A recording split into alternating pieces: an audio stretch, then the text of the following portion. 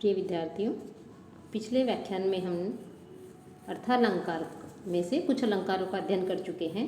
अब आगे के अलंकारों का अध्ययन करते हुए सबसे पहले देखते हैं हम दीपक अलंकार कि दीपक अलंकार किसे कहते हैं। तो इसका दीपक अलंकार का लक्षण है अप्रस्तुत प्रस्तुतयोः दीपकंतु निगंधिते। यह साहित्य दर्पण का है, अर्थात इसका अर्थ है कि जब प्रस्तुत और अप्रस्तुत जो विषय हैं उन विषयों का एक ही धर्म से जो संबंध है वो वर्णित किया जाता है, तब दीपक अलंकार होता है।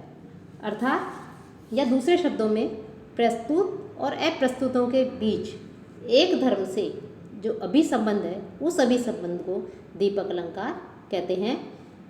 इसमें एक विषय प्रस्तुत और जो दूसरा विषय होता है वो अप्रस्तुत होता है और दोनों के बीच एक समान धर्म का आरोपण किया जाता है, वही जो है दीपक अलंकार कहलाता है। इसका उदाहरण है बलावलेपाद अधुना अपि पूर्वत प्रबाध्यते तेन जगज्जिगीषुणा सती च योषित प्रकृतिश्च निश्चला पुंसाम अभ्येति भवांतरेषु अपि। कि संसार पर ये माघ जो है महाकवि, उनका ये वचन है कि संसार पर विजय प्राप्त करने की अभिलाषा वाले, शिशुपाल वध का उदाहरण है ये माघ के द्वारा रचित, कि जो विश्व है उस विश्व पर, संसार पर विजय प्राप्त करने की इच्छा वाले उस शिशुपाल के द्वारा पहले अर्थात जो पूर्व जन्म है और पूर्व जन्मों के समान आज भी इस संसार को, विश्व को पीड़ित किया जा रहा है। क्योंकि जो सती स्त्री होती है, पतिव्रता स्त्री होती है, वो अपने निश्चल प्रकृति के कारण, अपने निश्चल स्वभाव के कारण दूसरे जन्म में भी अर्थात जन्मांतर में भी उसी पुरुष को प्राप्त होती है, अर्थात मनुष्य का साथ नहीं छोड़ती। तो यहाँ पर शिशुपाल के लिए कह रहे हैं कि शिशुपाल ने जो है जिस प्रकार से पिछले जन्म में, पूर्व जन्म में अपने जो है इस संसार को पीड़ित किया था, प्रताड़ित किया था, किस प्रकार से जैसे सती स्त्री है, वो सती स्त्री अपने निश्चल स्वभाव के कारण दूसरे जन्म में भी, जन्मांतर में भी मनुष्य का साथ नहीं छोड़ती, अर्थात उसी को प्राप्त करती है। तो इस प्रकार से यहाँ पर प्रस्तुत और अप्रस्तुत इन दोनों विषयों का एक ही धर्म से जो संबंध है उसका वर्णन किया गया है, इसलिए यहाँ पर दीपक अलंकार है। किस उदाहरण में यहाँ जो प्रस्तुत विषय क्या है, निश्चल प्रकृति, यह प्रस्तुत विषय है, और सती स्त्री या पतिव्रता स्त्री यह अप्रस्तुत है। और इन दोनों की प्रस्तुत और अप्रस्तुत इन दोनों के मध्य, इन दोनों के बीच में जन्मांतर अर्थात दूसरे जन्म में भी, जन्मांतर में भी स्वकीय पुरुष का अनुगमन, अर्थात जन्मांतर में भी, दूसरे जन्म में भी अपने ही पुरुष का अनुगमन करते हैं। तो ये जो क्रिया है, इस क्रिया के द्वारा क्या किया गया, संबंध कहा गया है। इस एक धर्म को इस प्रकार से प्रस्तुत और अप्रस्तुत के बीच में आरोपित किया गया है। इस एक ही धर्म से दोनों में संबंध बताया गया है कि जन्मांतर में भी स्वकीय पुरुष का अनुगमन रूपी जो क्रिया है, इस एक क्रिया के द्वारा ही संबंध बताया गया है, इसलिए यहाँ पर जो है दीपक अलंकार है। अब इसके पश्चात आता है आपके संदेह अलंकार। तो संदेह अलंकार का लक्षण है संदेह प्रकृते अन्यस्य संशय प्रतिबोधित है भेदोक्तौ तदनुक्तौ च द्विधासौ परिकीर्तित है। कि संदेह अलंकार क्या है, कि जब उपमेय के विषय में उपमान की जो शंका होती है, कि उपमेय के विषय में उपमान की शंका यदि कवि प्रतिभा से उत्थित हो अर्थात कल्पित हो, तो उसे संदेह अलंकार कहते हैं। और दूसरे शब्दों में कि उपमेय में उपमान का कवि प्रौढ़ोक्ति जो है, वो जन्य जो संशय है, वो संशय ही संदेह अलंकार होता है। और ये जो संदेह अलंकार है यह दो प्रकार का बताया गया है। कि पहला तो कि जहाँ उपमेय और जो उपमान है उसमें भेद कहा गया हो, कि जहाँ उपमान और उपमेय में भेद कहा गया हो, और दूसरा कि जहाँ उपमेय और उपमान में भेद नहीं कहा गया हो। तो इस प्रकार से यह दो प्रकार का होता है। कि साधारण जो संशय होता है, उस साधारण संशय में तो संदेह अलंकार नहीं होगा। कि जैसे यदि यह कहा जाए कि स्थाणु व पुरुषो वा, कि यह स्थाणु है या पुरुष, ये ठूंठ है या पुरुष। यहाँ पर जो है ये जो कथन है, इस कथन में जो संदेह अलंकार है वो नहीं है। क्यों? कि इसमें संशय जो है कि स्थाणु है या पुरुष, ये जो संशय है, यह जो संदेह है, यह कवि कल्पित नहीं होकर के क्या है, साधारण जन कथन है।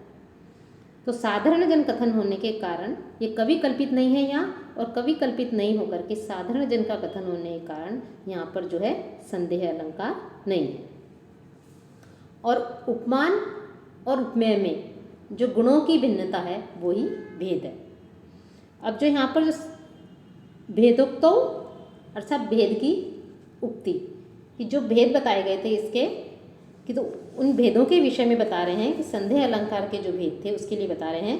तो सबसे पहले है भेदोक्तों का उदाहरण, अर्थात भेद जो है उसका उदाहरण, भेद की उक्ति का उदाहरण, कि अयम मार्तंडः किम स खलु तुर्गैः सप्तभिः प्रशानुः किम सर्वाः प्रसरति देशौ न एष नियतम् कृतान्तः किम साक्षात् महेश्वनो असौ इति चिरम् समालोक्यजो त्वाम विदधति विकल्पान प्रतिभटः। कि यहाँ पर जो युद्ध हो रहा है, उस युद्ध में युद्ध करते हुए किसी राजा के पराक्रम का वर्णन किया जा रहा है, और उस पराक्रम का वर्णन करते हुए जो कवि हैं वो कवि कह रहे हैं कि हे महाराज, तुम्हें संग्राम में देख करके, युद्ध क्षेत्र में देख करके शत्रुगण के जो पराक्रमी वीर हैं, उद्भट वीर हैं, वो वीर क्या कहते हैं कि क्या यह सूर्य है, कि क्या यह सूर्य है। फिर कहते हैं नहीं, वह तो 7 जो अश्व हैं उन अश्वों पर चलते हैं। कि एक तरह से तुम्हें देख करके ये उन्हें जो संशय होता है कि कहीं ये सूर्य तो नहीं है, तो एक क्षण के लिए सोचते हैं क्या ये सूर्य है।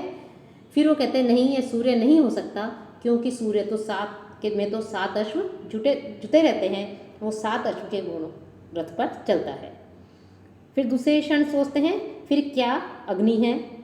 फिर तुरंत ही कहते हैं नहीं, यह अग्नि भी नहीं है, नहीं हो सकती, क्योंकि अग्नि तो सभी दिशाओं में फैलती है और यह सभी दिशाओं में नहीं फैल रहती, तो इसकी दिशा निश्चित है। फिर कहते हैं क्या यह साक्षात यम है, यमराज है। फिर खुद ही उत्तर देते हैं कि नहीं, यह यमराज नहीं है, क्योंकि जो यमराज है वो तो महिष की अर्थात भैंसे की पर सवार होकर के चलता है।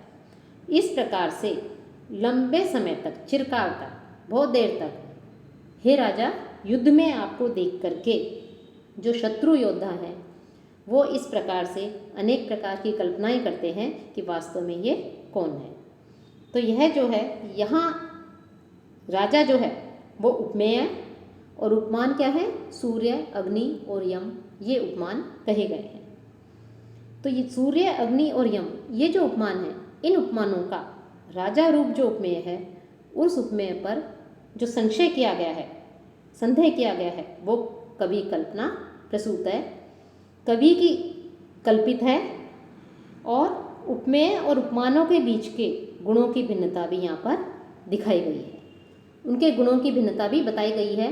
कि जैसे कहते हैं क्या यह सूर्य है, फिर दूसरे क्षण कहते हैं सूर्य नहीं हो सकता, क्योंकि सूर्य तो 7 अश्वों वाले रथ पर चलता है, उसके तो 7 घोड़े रहते हैं, और यहाँ इस राजा के उसमें 7 घोड़े नहीं हैं। तो इस प्रकार से हम देखते हैं कि उपमेय जो राजा है उसमें, और जो गुण है उपमान है, उनके दोनों के बीच के जो गुण हैं, उन गुणों की भिन्नता भी यहाँ पर दिखाई गई है, इसलिए यहाँ पर संदेह अलंकार है। फिर भेदानुक्तो जो है उसका उदाहरण दे रहे हैं, अर्थात भेद के अकथन का उदाहरण। वो तो भेद के कथन का उदाहरण था, अयम मार्तंडः किम, पिछला, और यह जो है यह भेद के अकथन का उदाहरण है।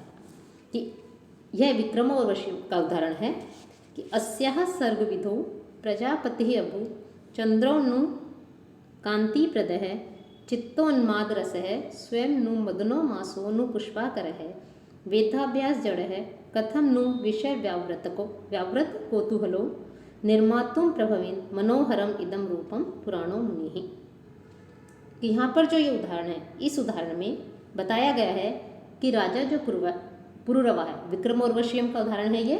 तो जो राजा पुरुरवा है वो जब उर्वशी को देखता है तो उर्वशी को देख करके क्या कहते हैं, क्या सोच रहे हैं कि जो उर्वशी है, सुंदरी है, इसकी जब रचना की गई तो इसका जब निर्माण किया गया तो इसके निर्माण के लिए क्या कांति को प्रदान करने वाला चंद्रमा प्रजापति था, अर्थात इसको चंद्रमा के द्वारा कांति ली गई है, कांति को प्रदान करने वाला चंद्रमा था। अर्थात इसकी रचना करने में प्रजापति जो अर्थात जो विधाता है उसका काम क्या कांति प्रदाता चंद्रमा ने किया है। कि जिस प्रकार से चंद्रमा कांतिमान होता है वो अपने कांति को सब तरह फैलाता है, अलग से ही दिखाई देता है, उसी प्रकार कह रहे हैं कि क्या जो चंद्रमा का जो कांति देने वाला जो चंद्रमा है उस चंद्रमा ने प्रजापति करता विधाता का कार्य किया है, अर्थात इस उर्वशी को कांति प्रदान की है। अथवा चित्त में उन्माद रस उत्पन्न करने वाले, चित्त में जब उन्माद रस प्रेम रस उत्पन्न करने वाला जो वसंत है, पुष्पाकर अथवा वसंत है, उस वसंत ऋतु में, वसंत मास ने इसकी रचना की है। और वेदों का निरंतर अभ्यास करने से जड़ बुद्धि वाले विषयों से जिनका कौतूहल दूर हो गया, अर्थात जो निरंतर वेदों का शास्त्रों का अध्ययन करते रहते हैं और जड़ बुद्धि वाले हो जाते हैं, अर्थात जिन्हीं विषय भोग विलास आदि जो है इन सब से के प्रति उनका से विरक्त हो जाते हैं, उनसे दूर हो जाते हैं, ऐसे जो मुनि ब्रह्मा हैं उन ब्रह्मा के द्वारा इतना मनोहर रूप कैसे बना सकते हैं।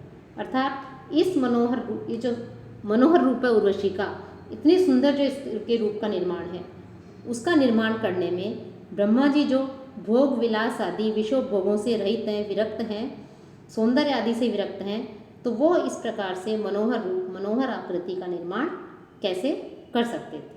तो यहाँ जो उर्वशी के सौंदर्य की जो रचना की गई है, उसकी रचना किसने की है, तो उसके जो रचयिता है उसके विषय में यहाँ पर जो है अनेक संशय उत्पन्न किए गए हैं कि उर्वशी के सौंदर्य की रचना किसने की, उसके रचयिता के विषय में अनेक संशय यहाँ पर उत्पन्न होते हैं।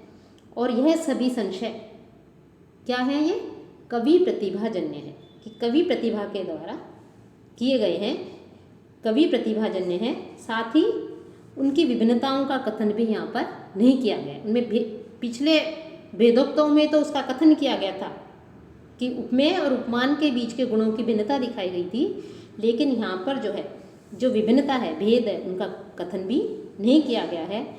इसलिए यहाँ पर भेदाक्तो या कह सकते हैं भेद अनुक्तो अथवा भेद का एक कथन जो है भेदानुक्तो संदेह अलंकार है, तो यहाँ पर ये कह सकते हैं। फिर इसके बाद जो है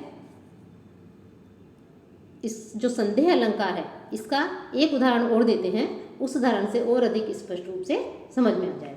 यह अभिज्ञान शाकुंतलम के दूसरे अंक का 9वां श्लोक है, उदाहरण के रूप में दे रहे हैं कि चित्रे निवेश्य परिकल्पित सत्व योगा रूपोच्चयन मनसा विधिना व्रतानु स्त्री रत्न सृष्टि ही अपरा प्रतिभाति सामे धातु विभुत्वम अनुचिंत्य वपुश्च तस्य। कि ये जो श्लोक है, पद्य है, इसमें बताया गया है कि विधाता के सृष्टि अर्थात सामर्थ्य था वो जो शकुंतला है, उस शकुंतला के शरीर पर पुनः पुनः विचार करके वह शकुंतला कैसी प्रतीत हो रही है मुझे, कि ब्रह्मा के द्वारा चित्र फलक पर रख करके मानो उसमें प्राणों का संचार कर दिया गया हो। इस प्रकार से मनोयोग पूर्वक सौंदर्य समूह से रची गई यह विलक्षण स्त्री रत्न की प्रतिभा जो है, रचना जो है मुझे प्रतीत हो रही है। यह शकुंतला को देख करके राजा जो है उसके चित्र को देख कर शकुंतला का जो चित्र बना हुआ है वो शकुंतला इतनी अधिक सुंदर थी, उसके शरीर की सुंदरता का, उसके लावण्य का, उसका वर्णन करते हुए यहाँ पर कह रहे हैं कि विधाता ने जब इस शकुंतला की सृष्टि की होगी, रचना की होगी, तो उसके शरीर पर बार बार विचार किया होगा कि किस प्रकार से अनुपम गुणों सौंदर्य से युक्त रचना की जाए। तो ऐसा प्रतीत होता है मानो चित्रफलक पर पहले तो उसकी एक तरह से आकृति बना दी गई हो, चित्र बना दिया गया हो सुंदर रमणीय का, और फिर उसमें प्राणों का संचार कर दिया गया हो।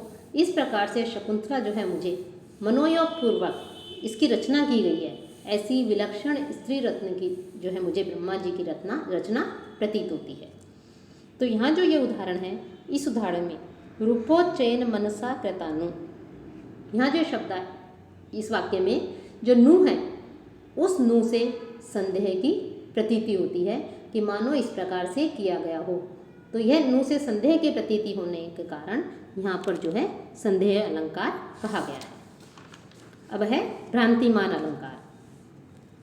साम्या तदस्मिन् तद बुद्धि भ्रांतिमान प्रतिबोधिता, यह साहित्य दर्पण का उदाहरण है कि साम्या कि जो अतद वस्तु होती है उसको समानता के कारण अपनी प्रतिभा के द्वारा तद वस्तु मानना ही भ्रांतिमान है, वो भ्रांतिमान अलंकार होता है। अर्थात जहाँ वस्तु विशेष में साम्य के कारण, समानता के कारण उसे भिन्न अन्य वस्तु की को निश्चय किया जाए, उसे समझ लिया जाए कि वो वस्तु नहीं है दूसरी, लेकिन दोनों में समानता के कारण मानो वो वस्तु समझ ली जाती है, तो वो और वो जो निश्चय है वो क्या हो, कवि प्रतिभा जनित हो, कवि प्रतिभाजन्य हो, तो वहाँ भ्रांतिमान अलंकार होता है। कि यहाँ पर जो इस लक्षण में जो प्रतिबोधिता यह शब्द आया है, इसका अर्थ क्या है, इसका तात्पर्य क्या है? तो इसका तात्पर्य है कि यह भ्रांति कैसी होनी चाहिए, कवि कल्पना प्रसूत होनी चाहिए। यदि साधारण भ्रम हो तब तो भ्रांतिमान अलंकार नहीं होगा।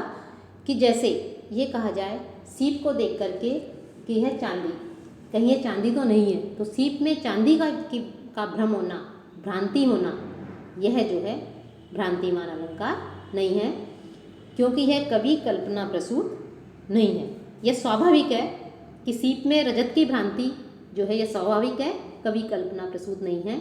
इसलिए शुक्ति अर्थात सीप में रजत अर्थात चांदी का भ्रम होना, भ्रांति होना, ये में जो भ्रांतिमान अलंकार है वो अलंकार नहीं होता, क्योंकि वह स्वाभाविक है। भ्रांतिमान अलंकार वही होगा कि जो भ्रम होता है वो कैसा हो, कवि कल्पना प्रसूत हो, कवि कल्पना जन्य हो, तभी जो है भ्रांतिमान अलंकार होता है। किसका उदाहरण है, महाराज श्रीमन जगति यशसा ते धवलिते पयः पारावारम परम पुरुषो अयम मृग्यते कपर्दी कैलासम कविवरम अथायम कुलिशभृत कलानाथम राहु कमल भवनो हंसम अधुना। यह महापद्म का है, भोज प्रबंध किया गया है कि हे श्रीमान महाराज भोज, ये जो सारा संसार है, जब सारा संसार जगत आपके यश से के कारण से, आपका यश इस संसार में चारों तरफ फैला हुआ है, आपकी कीर्ति संसार में चारों तरफ फैली हुई है, यशोगान हो रहा है, तो आपके उस यश के कारण, आपकी उस कीर्ति के कारण जब ये सारा संसार धवल हो उठा अर्थात श्वेत हो गया, तो उस समय परम पुरुष परमात्मा जो भगवान विष्णु है वो क्षीर सागर को खोज रहे हैं। अर्थात क्षीर सागर अर्थात दुग्ध सागर कैसा है, वो भी श्वेत है, लेकिन आपके यश से ये संसार जब धवल हो गया, पूर्ण मानो श्वेत हो गया, वो आपका यश सब तरफ फैल गया, तो भगवान विष्णु का जो क्षीर सागर है वो भी धवल वर्ण का है, श्वेत है, तो वो भी जो है मानो अपने क्षीर सागर को ढूंढ रहे हैं कि मेरा क्षीर सागर कहाँ गया। कैलाश पर्वत भी धवल होता है, तो शिव कैलाश पर्वत को, और जो इंद्रदेव हैं वो इंद्रदेव ऐरावत हाथी जो है उस ऐरावत हाथी को ढूंढ रहे हैं, और जो राहु है वो चंद्रमा भी धवल है, तो चंद्रमा को ग्रसने के लिए चंद्रमा को ढूंढ रहा है, और कमल में वास करने वाले जो ब्रह्मा जी हैं वो अपने हंस को ढूंढ रहे हैं कि हंस जो है ब्रह्मा जी का वाहन है। तो कह रहे कि ब्रह्मा किसको ढूंढ रहे हैं, ब्रह्मा जो है वो हंस को खोज रहे हैं। तो यहाँ पर जो ये उदाहरण दिया गया है, यहाँ पर जो भोजराज है उस भोजराज का इतना अधिक यश है कि उसके यश के द्वारा ये सारा संसार कैसा हो गया, धवल हो गया है, श्वेत हो गया है।